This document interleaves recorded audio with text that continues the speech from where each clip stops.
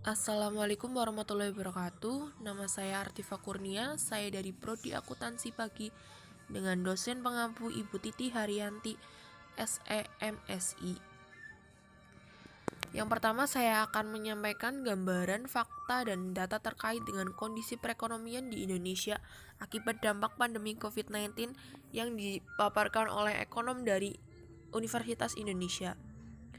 Pandemi COVID-19 sebagaimana dinyatakan oleh WHO sudah berdampak global ini akan menyerang tidak hanya di Cina, tapi juga negara lain termasuk di Indonesia. Saat pandemi seperti ini, perekonomian di Indonesia turun 0,2% dikarenakan perekonomian induk yaitu Cina juga menurun. Dampak pandemi COVID-19 di Indonesia yaitu kemungkinan kelangkaan kebutuhan impor bahan baku. Sebagaimana negara Cina adalah negara penyuplai impor pertama bahan baku dan bahan pokok Indonesia, kelangkaan bahan baku akan mengkontraksi kemampuan industri untuk kemudian berproduksi dan menciptakan nilai tambah.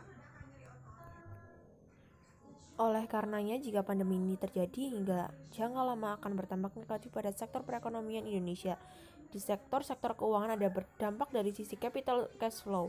Langkah-langkah yang dilakukan sektor keuangan adalah dengan menurunkan suku bunga The Fed. Kebijakan yang dilakukan pemerintah saat ini dalam jangka pendek yaitu menjaga kestabilan harga dan menjaga stok pangan kebutuhan pokok.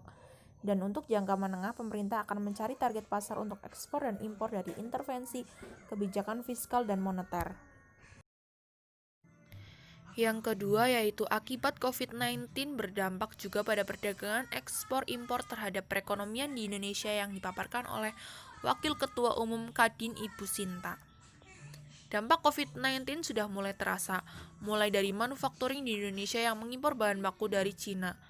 Jadi yang terdampak paling besar itu komoditi-komoditi produk seperti komponen elektronik, besi baja, mesin, dan plastik.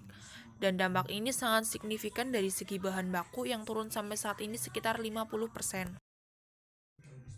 Stimulus yang dilakukan pemerintah pada bidang insentif dan fiskal contohnya adalah pemerintah sedang mengevaluasi bidang pariwisata, pajak hotel, dan restoran, kemudian melakukan konsiderasi apakah PPh 21 mungkin akan dikurangi.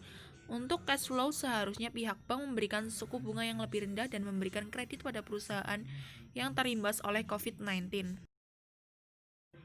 Yang ketiga yaitu stimulus arus ekspor impor barang sebagai jurus tangkal corona yang dilakukan oleh pemerintah yang dipaparkan oleh Bapak Suswijono, yaitu stimulus jilid pertama lebih banyak fokus ke lalu lintas orang dan transportasi karena saat itu Indonesia masih belum ada kasus COVID-19 yang masuk ke Indonesia. Stimulus fiskal jilid kedua yaitu terkait lalu lintas barang. Untuk stimulus kedua ini ingin mendorong efisiensi dan penurunan kosnya. Efisiensi dan penurunan kos ini kita tempuh kaitannya dengan ekspor. Untuk impor hanya untuk impor bahan baku. Yang keempat yaitu tips menghadapi dampak corona pada perekonomian di Indonesia menurut Bapak Sandiaga Uno, yaitu fokus untuk masyarakat untuk mengambil keputusan yang sulit walau tidak populer tapi bisa memastikan ekonomi kita selama dari COVID-19 ini. Contohnya yaitu kebijakan-kebijakan pengeluaran di berbagai sektor, misalnya sektor infrastruktur yang belum terlalu perlu bisa ditunda atau dialihkan ke sektor manufaktur karena banyak sekali menyerap lapangan pekerjaan. Sekian, terima kasih. Wassalamualaikum warahmatullahi wabarakatuh.